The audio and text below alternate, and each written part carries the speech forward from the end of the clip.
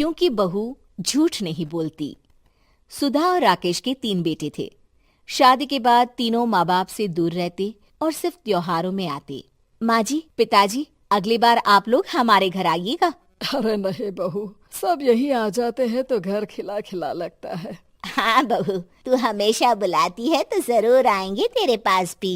हाँ हाँ, दीदी का घर बड़ा जो है, सब कुछ आपने शादी के बाद दीदी को ही तो दे दिया था। हमें भी दिया होता तो हम भी बड़ा घर लेते। क्यों सुनील? अरे नहीं नहीं, पापा ने सबको एक बराबर ही दिया है। छोटी बहू, क्या चाहिए तुम्हें, बोलो।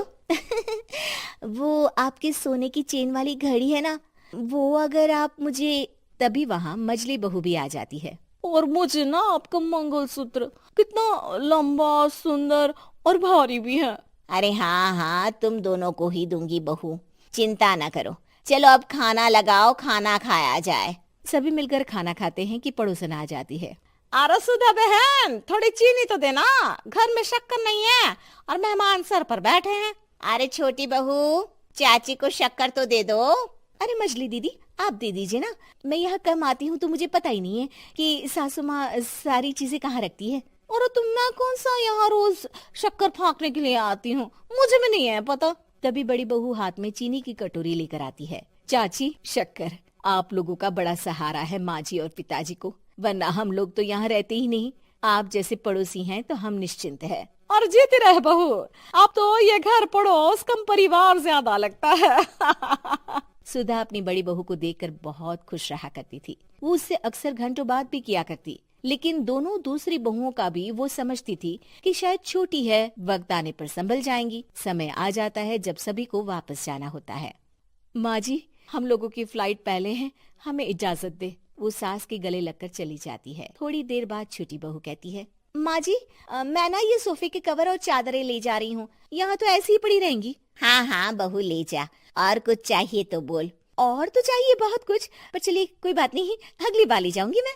ऐसे ही मंजली बहू भी घर का बहुत सारा सामान ले जाती है। सभी के जाने के बाद सुधा राकेश से कहती है, घर कितना सूना लग रहा है ना। हाँ, और खाली भी। तुम्हारी दोनों बहुएं सब बटोर गई।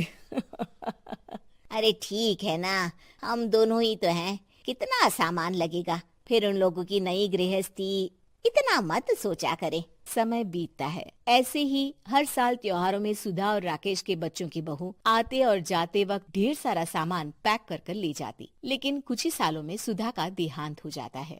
पिताजी, आप यहाँ अकेले क्या करेंगे? हम लोगों के साथ चलिए। अरे नहीं नहीं बहू, इस घर में सुधा की यादें हैं, मैं उसे नहीं छोड़ सकता हूँ। अब तुम लोगों की माँ नहीं रही।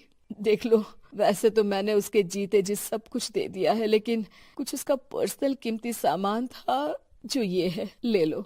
सामान में होती है एक घड़ी और एक मंगलसूत्र। माँ जी ने कहा था कि वो ये घड़ी मुझे देंगी। हाँ हाँ, पिताजी, माँ ने सबके सामने ये घड़ी सरिता को देने के लिए कहा था। उठा लो सरिता माँ की घड़ी। अब क्या था, छोटी बहू फट से घड़ी उठा लेती है। और पिताजी, ये मंगलसूत्र तो माँ ने मुझे ही देने को कहा था, याद है ना? वो सभी की ओर इशारा करती है। तू भी ले ले ये हार बेटा, कोई बात नहीं। मंजली फटाक से हार उठा लेती है। ससुर बड़ी बहू की तरफ देखते हैं। तुझे क्या दूं बेटा? पिताजी, माँ ने एक चीज मेरे लिए भी रखी है।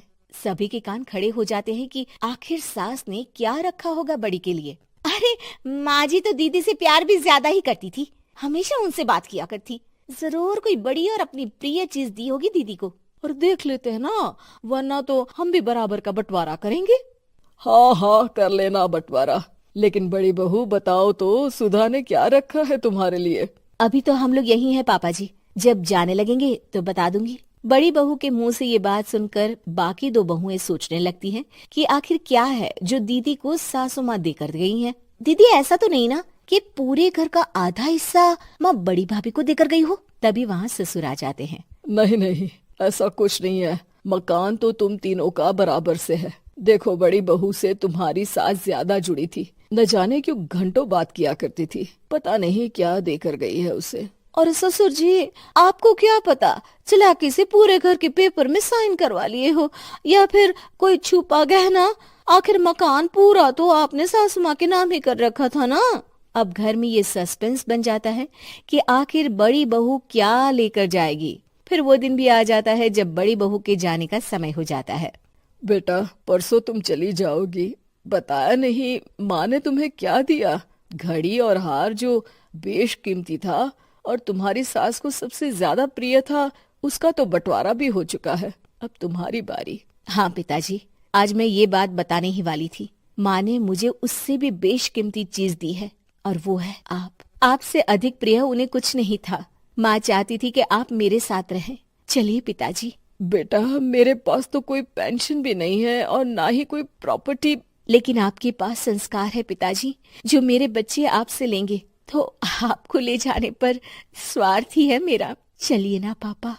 सभी के सामने पिताजी बड़ी बहू और बेटे के साथ उनके घर चले जाते हैं।